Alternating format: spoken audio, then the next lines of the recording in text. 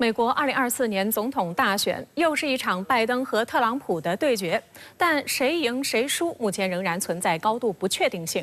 因此，许多国家高层和美国国内政客开始两头下注，和拜登团队以及特朗普阵营都展开沟通。特朗普团队也动作频频，放出消息称已经安排特朗普的心腹、美国前驻德国大使格雷内尔在全球奔波，游说各国政要与特朗普会面。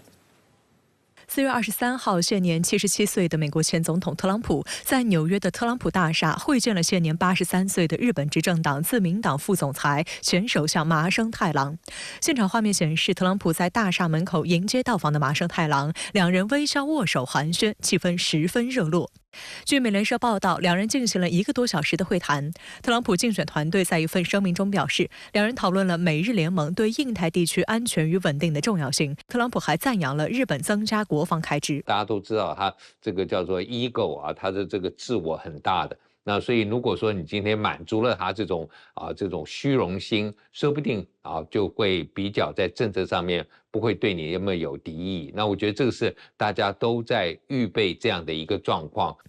深圳卫视注意到，双方对此都十分低调。特朗普方面并没有在他最喜欢的社交平台上提及此次会面，甚至还抨击了日元对美元汇率的历史性下滑。日本外务大臣上川洋子也强调，麻生的美国之行是议员的个人活动，日本政府不参与其中。但外界普遍认为，此举仍然体现了日本政府正在采取特朗普对冲策略。麻生太郎今年1月也曾访问美国，并会见了曾在特朗普任内担任美国驻日本大使的参议员比尔·哈格蒂。此外，日本驻美大使馆的官员近几个月还会见了特朗普的前幕僚长马克·梅多斯和前国安顾问奥布莱恩。麻生太郎和特朗普见面很可能招致拜登的不满。日本外务省官员向日本朝日新闻透露，美国政府相关人士已就麻生访美一事向日本提出质询。该名官员担心，拜登政府可能会将麻生访美视作日本政府脚踩两只船。The Biden camp is unhappy with the Seoul-Trump meeting, and they are worried that the meeting could strain Mr. Kishida's ties with Mr. Biden. 不只是日本，在过去的2个月里，多国政治人物甚至是领导人都专程拜特朗普。3月，特朗普曾与匈牙利总理欧尔班会面；4月初，特朗普在佛罗里达的海湖庄园与英国外交大臣卡梅伦共进晚餐。此后不久，他还在特朗普大厦会见了波兰总统杜达。特别引发关注的是，英国作为美国在欧洲方向的重要盟友，并且同为五眼联盟的成员，英国外交大臣卡梅伦访美，先见了特朗普，再前往华盛顿见拜登政府的官员。卡梅伦和特朗普讨论了巴以冲突、乌克兰危机等重要议题，相关安排立刻引发争议，但英国政府却说这次的会晤完全符合先例。据《纽约时报》报道，特朗普最近也与沙特阿拉伯王储穆罕默德·本·萨勒曼进行了交谈。美媒指，这些外国领导人和政要现在都在走钢丝，试图在不损害与拜登政府关系的前提下，与特朗普团队重建联系。当然，一些国家领导人毫不避讳对特朗普的支持。今年2月，阿根廷总统米莱前往美国，并在出席美国保守派政治行动会议期间，和特朗普进行了一场简短的个人会晤。两人见面后深情拥抱，把对方的后背拍得啪啪作响。米莱更是情绪激动地对特朗普告白。有着阿根廷特朗普之称的米莱还在互联网上不遗余力地维护特朗普，甚至与其他国家的官员展开唇枪舌战。据西班牙媒体20分钟报道，西班牙交通部长普恩特3号称特朗普很糟糕，和米莱一样。此番言论立刻遭到米莱强势反击，这也让米莱5月份的西班牙访问行程蒙上阴影。特朗普方面也在主动对外释放讯号。据悉，美国前驻德国大使格雷内尔一直在为特朗普奔波于全球各地，试图提前构建起特朗普网络。格雷内尔曾在小布什任内担任美国国务院驻联合国发言人，也曾是福克斯新闻的撰稿人。2018年，格雷内尔开始担任美国驻德国大使，此后在2020年被特朗普任命为国家情报总监，是一位经验丰富的特工、外交官和媒体人。英国卫报指，如果特朗普在11月的大选中胜出，格雷内尔将被任命为国务卿。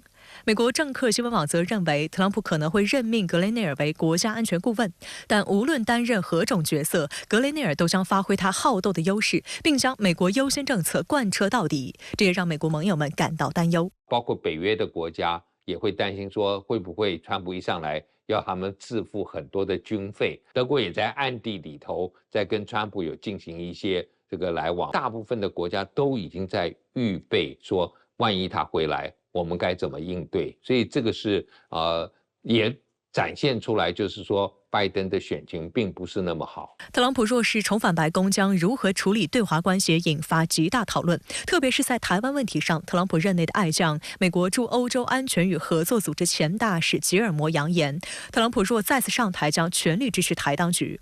但舆论普遍持怀疑态度，分析认为，坚持美国利益至上的特朗普，顶多是将台海形势视作谈判筹码，甚至会胁迫台当局掏更多的钱购买美国的所谓安全保障。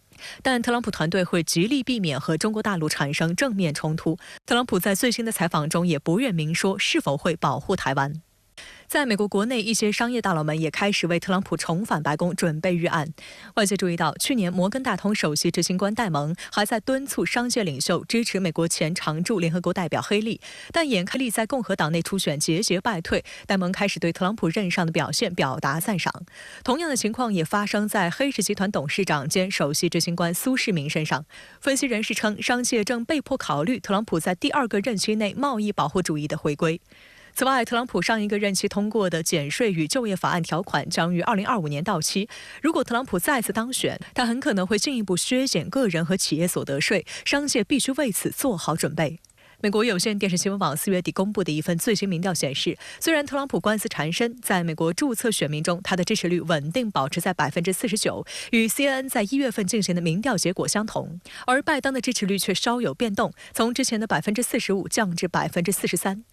选举仍存变数，特朗普正深陷多起诉讼，包括多起民事诉讼和封口费案等4起刑事诉讼。其中，民事诉讼将会让特朗普钱包大出血，刑事诉讼甚至可能将特朗普送进监狱。特朗普阵营被爆出筹款能力严重不足，手上的现金不及拜登团队的一半。4月28号，特朗普与佛罗里达州州长德桑蒂斯见面，据悉就是为了弥补团队筹款乏力的短板。德桑蒂斯拥有丰厚的资助者人脉，在党内初选期间，他为自己筹集了超过1.3亿美元的资金。人工智能 AI 替代人类飞行员操控战斗机，甚至能够进行1对1空战。这些过去只能够在电影中出现的场景，如今正在逐渐成为现实。本周，美国空军部长肯德尔在加州爱德华兹空军基地就亲身体验了一场 AI 战机与普通战机的模拟空战演练。而在去年，美国空军已经实现了首次相关领域的对抗测试。那么，这是否代表着空战的 AI 时代已经来临？带来技术飞跃的同时 ，AI 又会在实战中带来怎样的风险？来看报道。当地时间2号，美国空军部长弗兰克·肯德尔乘坐代号 X-62A 的 AI 战斗机升空。肯德尔坐在前座舱，另一名飞行员坐在后座舱，确保安全。试飞过程中 ，X-62A 以每小时近900公里的速度进行快速飞行动作。这使得肯德尔要承受5倍于自身重量的压力。这架飞机与另一架有人驾驶的 F-16战斗机几乎紧贴着飞行，两架飞机在相互约300米的范围内飞行，不断进行机动和盘旋，试图迫使对方进入易受攻击的位置。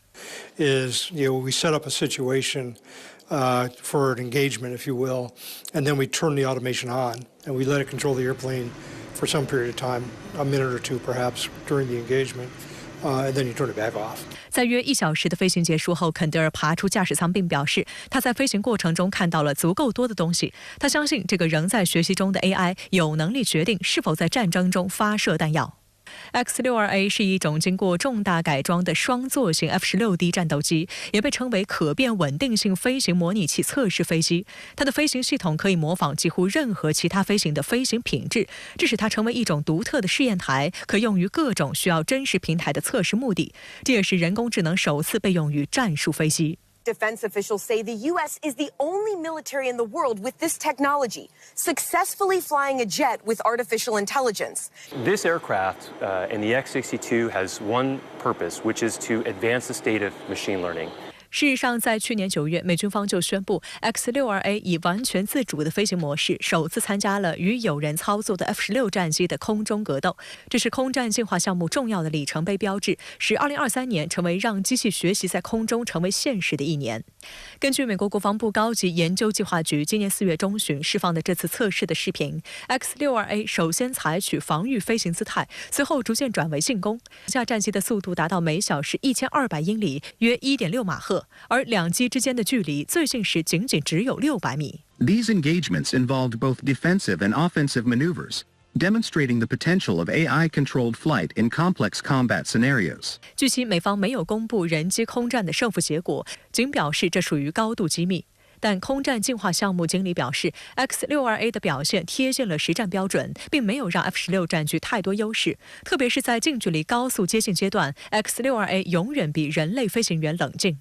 他把战斗机交给 AI 去控制，然后的确可以进行我们基本上的一些的空中的攻防的动作。那所以有获致一定程度的成功，但是你说整个要运用在不管是空战，或者说未来我们看各个战场上面的话，我觉得还有他要走的路。但是基本上他的确开启了 AI 在军事上面，也就是说相对于乌俄战争这些来讲是更进一步的。这样运用在战场上面。相比人类飞行员，人工智能在空战中有着自己独特的优势。